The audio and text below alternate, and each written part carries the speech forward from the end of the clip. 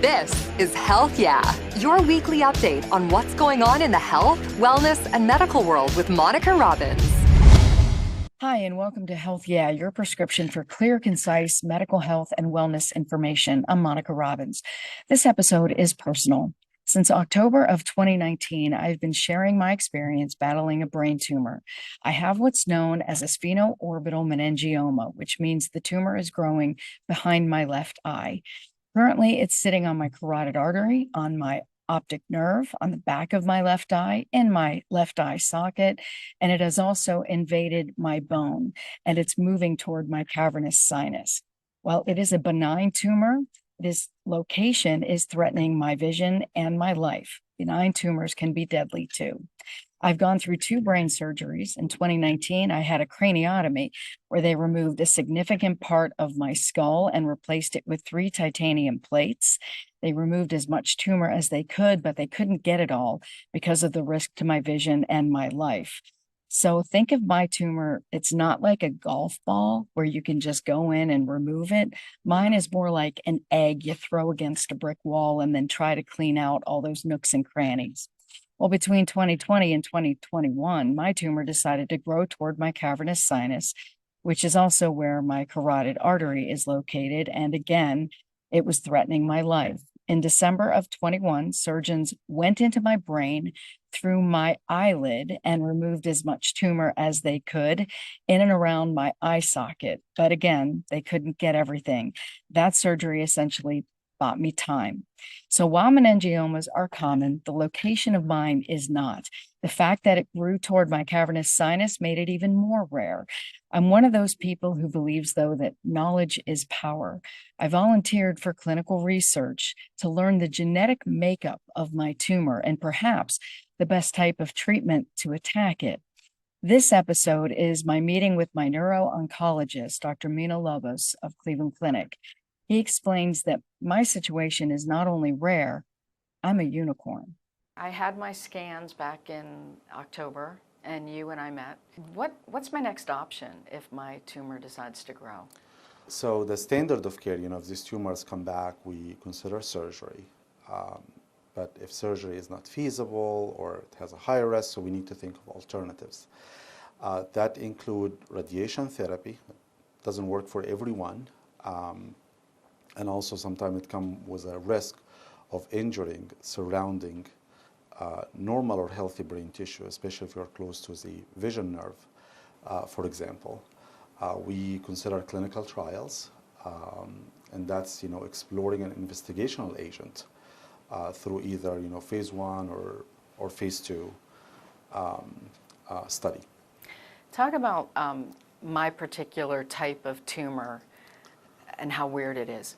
Meningioma is quite common, and as you know, it comes in 3 grades, grade 1, 2, and 3. 3 is cancerous and 1 is benign, but as you know, Monica, some grade 1 tumor can misbehave and can come back, and that's what can pose a challenge. Surgical, radiation, or medication. The most common meningioma grade is a grade 1, and the most common mutation that we find in these meningiomas is a mutation called neurofibromatosis type 2, or NF2. The particular mutation that we found in the tumor tissue that the surgeon took out is rare, which is called the TRAF or TRAF. So I was looking for, how common this particular mutation is. And also, basically, the mutation can sometimes predict tumor location. It can predict tumor behavior, like, risk of recurrence. So to my surprise, I didn't find any reported meningioma in the ClinVar with this particular mutation. So I went to the UK data bank. They call it the Cosmic, and we only found 3 reported tumors with this particular mutation. What does this mean? You're a special one, you're a unicorn. But there's an ongoing research trying to understand how a specific mutation can predict response to different treatments. You know, now in the era of the targeted treatment, more personalized treatments, not one plan fits all. And one of the ongoing research trying to understand how this particular mutations they found in your tumor can predict response to immunotherapy. So that's in the horizon, and that can change how we manage these tumors beyond surgical interventions. But we don't know yet, right? We don't know yet. We don't know yet. It's still early in the research process. There are clinical trials, though, that explore other approaches to this tumor. For example, your tumor carries a specific marker called the somatostatin receptor. And there is an ongoing clinical trial here in Cleveland Clinic that use a targeted drug that basically attack tumor cells that carry this marker. The drug is called Lutathera, and it's FDA approved for what we call neuroendocrine tumors or pancreatic tumor, which are, you know, they carry the same kind of marker. Now we're studying this drug in meningioma that carry the same marker, and it's in a phase 2 study in collaboration with the New York University. So that could potentially be my second option if it comes back, or one of my options? It's definitely is. It's definitely is one of the options if we see signs of tumor trying to grow, is to explore this investigational agent and see if it does what it's supposed to do. Why am I not in the trial now? That's an excellent question. So because a clinical trial is an investigational agent, it comes with, you know, risks and benefit, and we have to weigh in those risks against the benefit. So the study required that the patient will either, you know, have signs of the tumor growth after surgery, and as of now we haven't. Yes, tumor came back and you underwent surgery, but it hasn't shown growth since then. Talk about spheno orbitals. How often? Like Dr. Versinos told me, he only sees maybe 4 of these a year. These are again very rare location to have tumors, and even this mutation, this particular mutation, even makes it more rare. And one of the challenges that this pose with sphenoid wing tumor is the close location to the vision nerve. So surgery has to be done in a specialized center with a very experienced neurosurgeon, and we're fortunate to have our skull-based neurosurgery team very well experienced when it comes to these tumors. Is it common for these to spread to the cavernous sinus? If it's, you know, if they start growing, they can go to the cavernous sinus. They can involve the vision nerve or other cranial nerves that run close by, like the nerves that move the eyes. It's rare for these tumors to come back, especially after the type of surgery you had the first time. And it's rare for them, if they come back, to start growing towards the cavernous sinus. And that's what happened. And as I explained to you, a grade 1 tumor doesn't mean they're just benign and sitting there. They still can continue to cause troubles. But we have options. We have surgical options. We have radiation options. We have clinical trials. I took part in a research study because I wanted to know the genetic makeup of my particular tumor. And what did that information give me? That opens a door for, again, better understanding about disease behavior, as well as treatment options. As we discussed, the most common mutation we find in this meningioma is the particular mutations called NF2.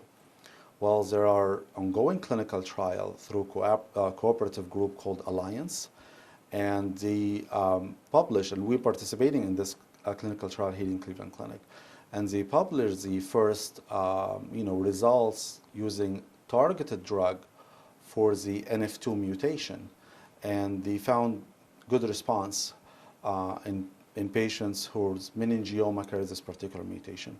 Well, you don't know that until you do the test. So the test actually empower the patients and empower the physician to make more personalized treatment decisions. And that's, that's why we, do this test now more compared to like 10 years ago. These tests were only available through like research projects, but right now they're more readily available to our patients here in Cleveland Clinic to gain more, again, understanding about disease behavior and treatment options. So in my case, though, I'm the only one in the United States. So it doesn't necessarily mean anything is going to help me right now, but I may help somebody else down the road? Correct. Because the way that the drug development have, especially with personalized treatment, we need to know that this particular mutation is causing this particular disease, so we start targeting with a medication. And if it's extremely rare, it's hard to justify the drug development process. And right now, the fact it's not reported on the ClinVar, for example, because the tests are not done elsewhere. I mean, that's how the the national data bank pulls their information through patients undergoing these tests when they have surgery. If we don't do that, we're not going to know about these mutations, and that that impact drug development too. So anyone who's dealing with this, it's in their best interest to allow their tumor to go to the tumor bank to get mapped? Correct, and I also discuss with their treating provider about doing the molecular testing, the genetic testing, after surgery, because it can shape treatment decision, like who do we need to follow more closely? Is radiation therapy a good option for the patient versus exploring a more targeted therapy? So it doesn't necessarily mean I'm the only one in the United States. I'm just the first that was found? Correct. And if they find more in the future, then that can change how they describe it, how they label it in the National Data Bank. The fact that it's now, my tumor is in the National Data Bank, and so is my treatment, or what happened to it? So when the genetic information go to National Data Bank, they only release, the tumor type and the particular mutations. You don't release any patient particular information. That being said, to protect the patient privacy. That being said, the ultimate, treatment decision is between the patient and the provider. When a clinical trial or something that's coming down the pike become available through a study or off-label use, this discussion need to happen between the provider and the patient. So in my case, though, because I have the TRAF7 mutation, Yeah. I would not qualify for the NF2 clinical trial. Correct, because it's again, it's a targeted specific mutation, and the clinical trial actually have other arms, but because the mutation, this particular mutation you have is extremely rare, there is no particular drug in this large trial that targeted. On ClinVar, it's pretty much every genetic mutation is categorized on that data bank for every type of cancer or every type of illness, right? Correct. So what happened is, and actually the NIH have a list of all the platforms that submit the genetic information to the NIH or the ClinVar, that include academic institutions like Cleveland Clinic, and also include commercial platforms.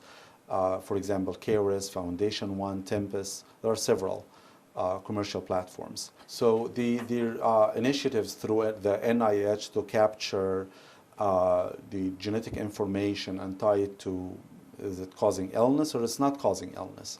So not just tumors. And the NIH has a list of what entities that submit the information to ClinVar. This include academic institutions like Cleveland Clinic, as well as commercial platforms that run these testing. And the more we know, the more we can learn about, the association with particular tumors, and the more that can help with the drug development process. When you first told me this information, I have to be honest with you, I think normal people would be very upset to find out they were the only one. I looked at it like I have superpowers now because you don't know what my tumor is going to do. Is that right? It is correct. So I believe that knowledge is power, and the more you know, the less you fear. So the more information you have about your unique case, not just the scans, the genetic information, and having a plan for the future. So while it's, as you said, it can upset some patients, uncertainty can be upsetting. It empower others to learn more about their disease and what to expect in the future, and what does this mean for their situation as well as for future patients. Please find me on Twitter and Instagram at Monica Robbins. Like and follow my Facebook page, Monica Robbins WKYC.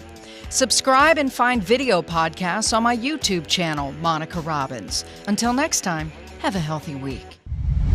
Thanks for listening to Health Yeah with Monica Robbins from WKYC Studios. Subscribe now so you never miss an update. And find more on everything you heard here on WKYC.com and on the WKYC app.